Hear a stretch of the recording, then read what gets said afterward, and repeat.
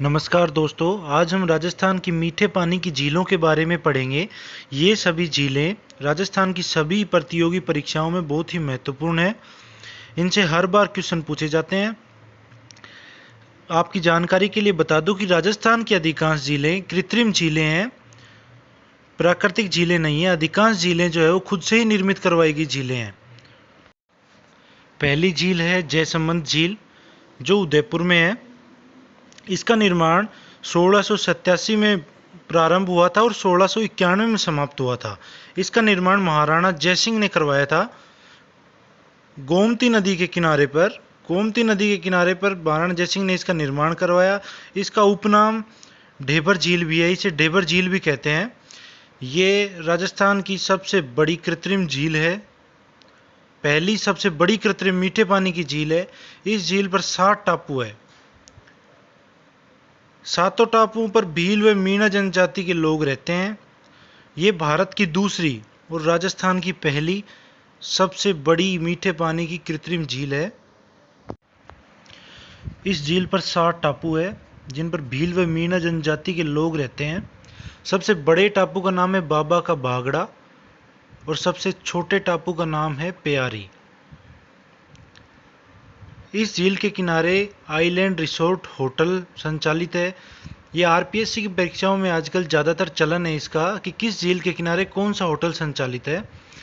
और ये भी बहुत ही इम्पोर्टेंट है कि जयसमंद झील की सिंचाई के लिए कौन सी दो नहरें चलाई गई, तो वो दोनों नहरें श्यामपुरा व भाट। ये जयसमंद झील की सिंचाई के लिए नहरें हैं, ये दोनों नहरें। नेक्स्ट आती है राजसमंद झील। राजसमंद झील का निर्माण 1662 ईस्वी में प्रारंभ हुआ व 1676 ईस्वी में इसका काम समाप्त हुआ। इसका निर्माण महाराणा राज सिंह ने करवाया था। अब इसको हम इसी तरह से याद कर सकते हैं, राजसमंद और राज सिंह दोनों का आगे से दोनों के वर्ड सेम है, तो राजसमंद और राज सिंह इनको याद करना बहुत ही आसान है। ये झील 6.5 किलोमीटर लंबी व 3 किलोमीटर चौड़ी है। इस झील में गोमती नदी आकर गिरती है। इस झील की उत्तरी पाल जो है, उत्तरी छोर, पाल को छोर कहते हैं, उसे नौ चौकी की पाल कहते हैं।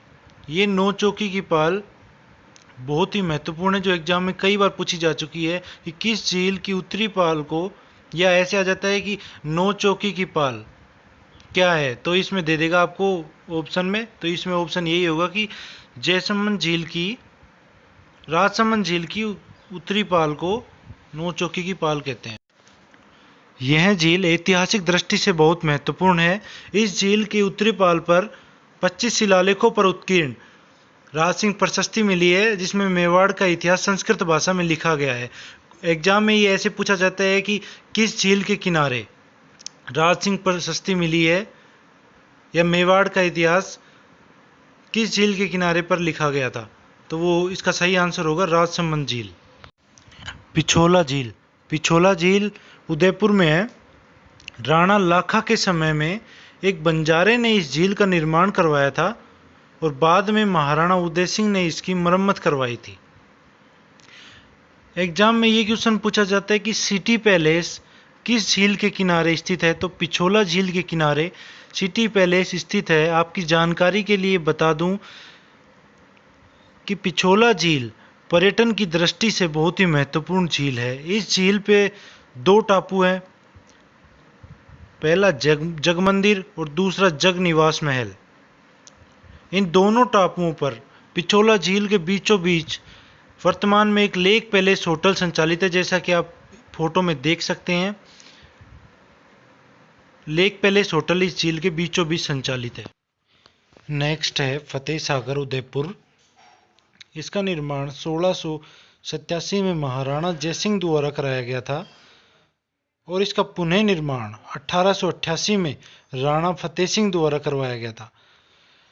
एग्जाम में सबसे ज़्यादा कन्फ्यूजन इन्हीं में होता है कि इसका निर्माण कब करवाया और इनका पुनः निर्माण कब करवाया, तो आप इसको ध्यान से देखिए। निर्माण 1687 में और पुनः निर्माण 1888 में करवाया। फतेह सागर और पिछोला ये दोनों झीलें आपस में एक नहर के द्वारा जुड़ी हुई है। यहाँ पर एक कनोट बांध भी स्थित है और इसका नाम कनॉट बांध क्यों पड़ा, उसका कारण ये है कि इस बांध की नींव जो है वो ड्यूक ऑफ कनॉट इनने रखी थी, जिसके कारण इसका नाम कनॉट बांध पड़ा। यहाँ पर इसके किनारे, फतेह सागर झील के किनारे, एक सौर वेधशाला और एक नेहरू पार्क भी स्थित है। ये क्वेश्चन आ जाता है कि सौर वेधशाला या नेहरू पार्क किस झील के किनारे स्थित है, तो इसका आंसर होगा फतेह सागर झील के किनारे स्थित है। नेक्स्ट है उदय सागर झील। ये उदयपुर में स्थित है। 1559 से 1564 ईस्वी में महाराणा उदय सिंह द्वारा निर्मित की गई थी। ये भी एक कृत्रिम झील ही है।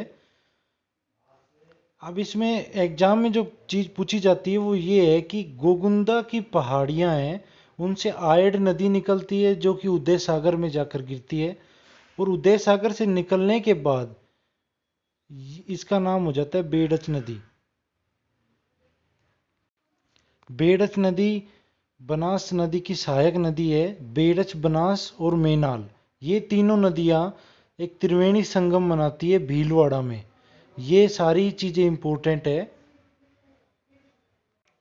अगर आपको हमारी वीडियो पसंद आई तो लाइक और सब्सक्राइब जरूर करें।